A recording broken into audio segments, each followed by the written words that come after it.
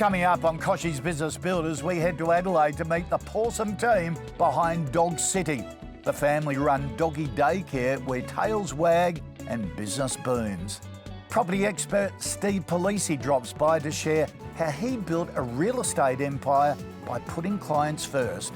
Plus, we take a peek inside Ester Spirits, the Marrickville distillery, putting the local craft scene on the global map.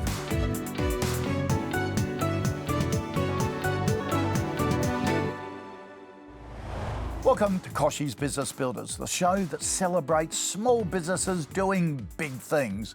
This week, we're throwing the spotlight on a family business with bark and bite called DogCity. We love being a part of other people's lives. So our clients are so much more than just a drop-off service where we say, hi, have a great day. It's a really meaningful relationship and connection that we're able to establish with them. We're talking about giving dogs the opportunity to experience safe, positive socialisation experiences. Hi, I'm Daniel and this is my wife. And I'm Alex and we're the chief puppy cuddlers at DogCity Daycare. The story of DogCity for us begins in 2012 when Alex was a primary school teacher and I was in sales. Alex was driving past and saw DogCity and we enrolled our Great Dane puppy Fergus. He had the time of his life. Right from the beginning we knew it was right. He'd pull our shoulder every day to go in and it was hard not to fall in love with the business. After about 6 months, we found out that the business was for sale. So we sent an email and said, we'd love to buy your business. And the owner actually laughed at us. And she said, that's a ridiculous concept. You're in your early 20s. And so then we went back and we wrote a more professional email. And she then actually took us seriously. We split the business in terms of I do everything operationally and Alex does everything you can see, touch, feel, and that's both clients and staff. So the exciting stuff, we call it. I do the black, white, and a little bit of grey. The colour. DogCity offers a range of services outside of just doggy daycare. We do doggy birthday parties, which are an absolute hit. Doggy lunch orders. We also have grooming and we have a positive puppy program, specific socialisation training for puppies under 6 months, and they get a certificate to take home and show their families. We have a lot of 5-star reviews and the dogs can't type, so it's lots of very kind human clients that are writing that for us. When DogCity started, he had 5 staff and 20 dogs a day maximum. From 2013 to now, it's grown to 65 staff and 5 locations and 85,000 dog visits a year. That's insane to say out loud. We have 2 daughters who have grown up in the business. Evie, our eldest, actually took her first steps at DogCity Pemberton in front of around 50 dogs. The most rewarding part of the business for us is seeing the dogs grow in confidence. So on a dog's first day, they might understandably be a little bit unsure. And so they work really closely with the team to build that relationship, build confidence. And then, a few hours in, you might see them and they're bolting around, having the best time. I think the greatest business challenge for us is those growth phases, spreading ourselves thinner each time. I think emotionally the biggest challenge is when we lose doggy or human clients. Because we grow such an incredible connection with these dogs, and we might be seeing these dogs twice a week for 6 years. It's really, really special. I don't think we can undervalue how meaningful that is, and then how meaningful our business has been to someone else's life, human and dog. I think to be crowned Australia's favourite family business is great recognition for the work that our staff do. As an extension of us, they are just the greatest people you could ask for. They're so enthusiastic and so engaged and genuinely love what they do. The future plans for DogCity, we don't plan. We're very much like dogs. We live in the moment with our plans. We wait for the right opportunity. I think the secret behind DogCity's success is fun. We found that it's really effective to have a business meeting about something that's maybe a little bit scary, and we bring the puppies in because no one can be too upset when there's puppies running around the room. After the break, he went from corporate to commercial property powerhouse. We sit down with Palise property founder Steve Palise to find out how he grew his business from the ground up and what you should know about investing in your future.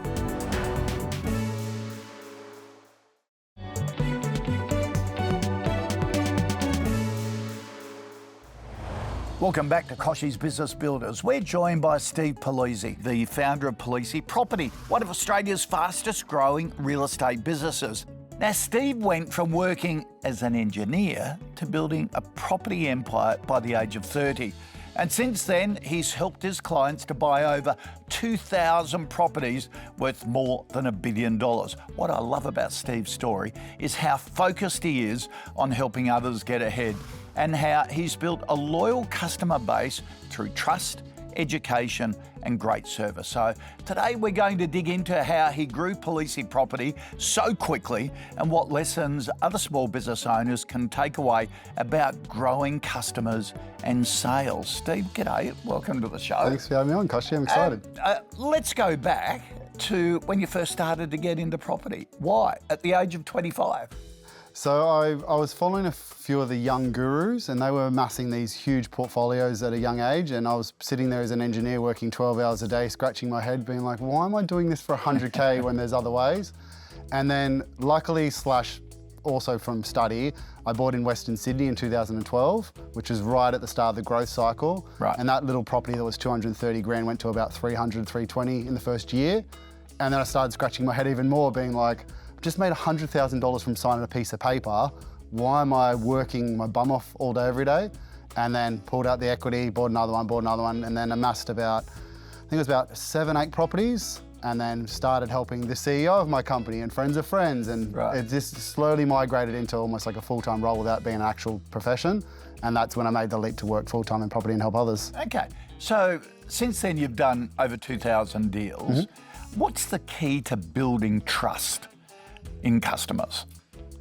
For me, it's actually just living the reason I set out originally. So I'm all about travel. Like, I decided to have a gap year and go travel the world. And that weirdly, I thought it was actually going to take away from clients' trust, being like, oh, I don't trust Steve, he's gallivanting around Spain and Italy and whatnot. However, it actually built trust because I'm actually living what I said I want to do. It's all about lifestyle for me. And that's how I build trust. The other one is actually through education. I've got 3 books on the table here, got free courses, I've done 3,000 hours worth of content. So I give away all that for free. I've never charged a dime for it. And that builds trust as well. You've really built your customer base on referrals as well. How important is that into building a business? And sort of how do you turn one customer into 5 through referrals? Again, just giving good service. Like, referral is the cheapest way to grow a business because it costs you nothing. You've already done the work and it's repeatable. So if they're coming back buying 5 and they recommend a friend who buys 5, that's where you get the exponential growth of the business. How do you encourage customers though to refer other people to you? Ask. Very simply, I ask as soon as we settle on a deal, we say, do you mind leaving us a Google review? Do you have any friends that you think this can benefit? If not, please introduce us. And then just check in regularly. And that way, you never lose them as a client because they feel like part of the family and you get them for life. If they're ever going to think property, you're going to be the latest conversation they've had and they stick with you. Educating customers on the way and clients on the way is a way of reinforcing your commitment to them, that it's sort of almost subliminally saying, hey, you be in charge, you know, I'm working for you, I'm here to help you get better. Yeah, without sounding arrogant, running a business, it's all about you being in the position of power. So you saying, look, I'm the expert here and there's no unrealistic expectations. But that's also the good part of the lead funnel as well, is we don't do any cold calling or cold emails or anything like that. All the leads come from course, book, podcasts, videos. We don't do any of the big sponsored ads, clickbait, we'll call you, do all that type of stuff. The main thing is getting in front of as many eyes as we can. And that was when my really business took off. A lot of business owners, when they're scaling their business and growing it, often hit a plateau, which can be really frustrating. They see great growth, hit a plateau, and wonder how they can break through. How did you break through? What are your tips for that? Just diverging into different education methods. So if you had a key marketing strategy that's been a great success for your business, it has been that education piece. You got to break through the noise somehow. Everything I know is literally written down on socials so they can see it. So people can do it. And some people argue that maybe I'm losing 10% of clients because I'm giving away the secrets, but I'm gaining 90% of people's trust. Right. And that's the key. That word is trust. If you had to start again now and sort of get those first 10 clients, what would you do differently?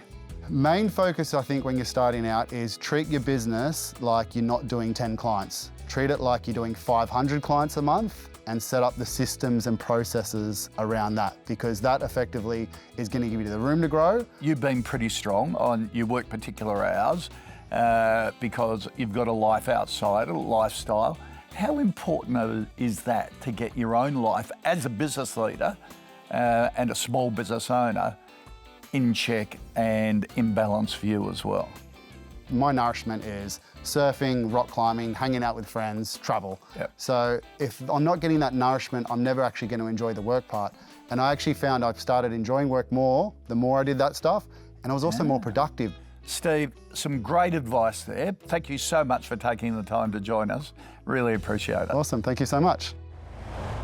Want to grow your customer base without the guesswork? Keen to pick the brains of our top customer growth experts? Join the Business Builders Community Members Hub. You'll get access to the full video series, plus a treasure trove of tools and resources to help your business go gangbusters. And the best bit? It won't cost you a cent. Joining's free. Still to come, we pop into Ester Spirits, the Sydney distillery crafting world-class drops powered by AGL. And we check back in with Kochie Architecture to see a little more of their behind-the-scenes interior design makeover with IKEA.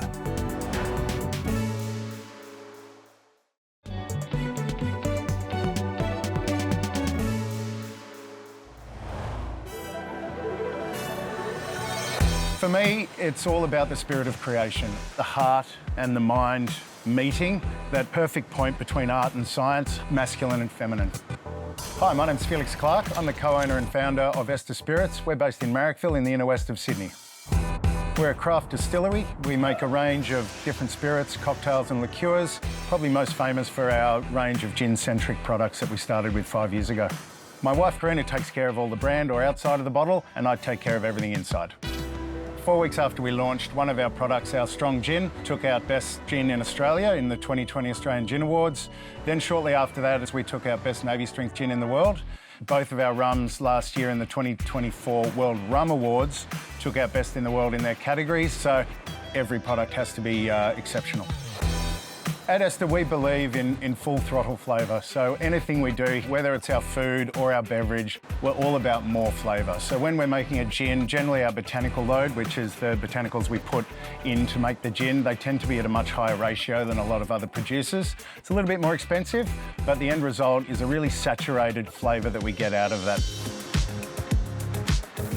Distilling is one of the oldest industrial processes known to man. What we're trying to do is extract or concentrate an alcoholic liquid out of a lower alcoholic content.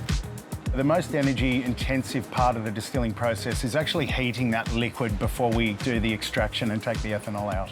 I think when you talk about energy providers, a lot of times it's a set and forget.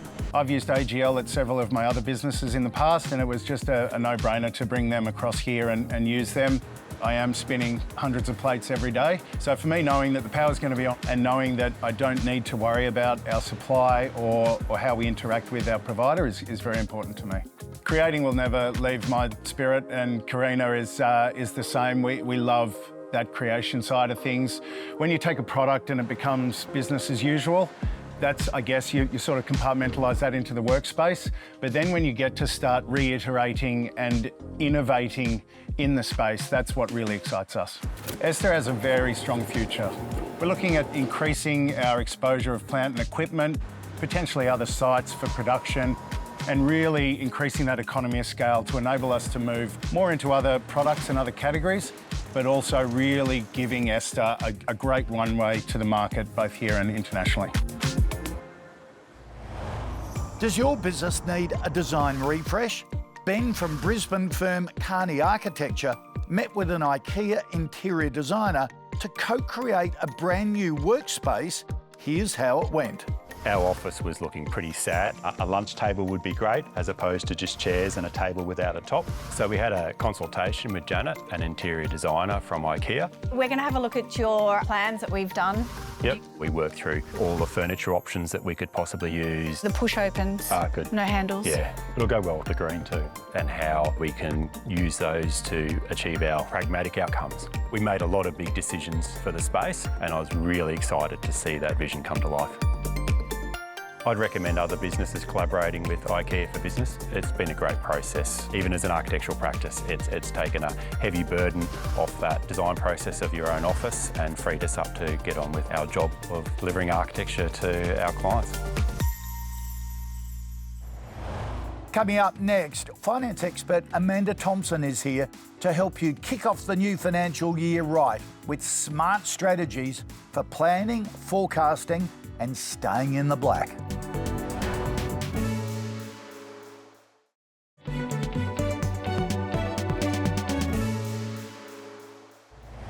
Running a small business these days feels like trying to fill a leaky bucket. Costs are pouring in from all sides. Energy bills, rent, insurance, you name it. A recent NAB survey found that 76% of small to medium-sized businesses expect their operating costs to rise in 2025, with only 2% anticipating a decrease, and energy prices are a real kicker. Small businesses across Australia are facing hefty price hikes on power bills, but it's not all doom and gloom. Savvy business owners are fighting back, streamlining operations, negotiating with suppliers and embracing energy efficient practices. Here are 3 ways to tackle rising operational costs. Firstly, review your expenses regularly and look for areas to cut back. Secondly, negotiate better deals with your suppliers. And finally, implement energy-saving strategies like using LED lighting or adopting smarter tech solutions. Remember, every dollar saved is a dollar earned. So try these tips today.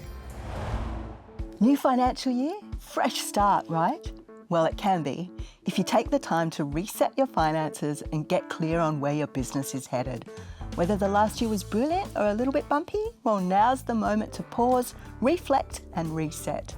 So to help us get our ducks in a row, I'm joined by money expert Amanda Thompson to chat about how business owners can hit the ground running in the new financial year.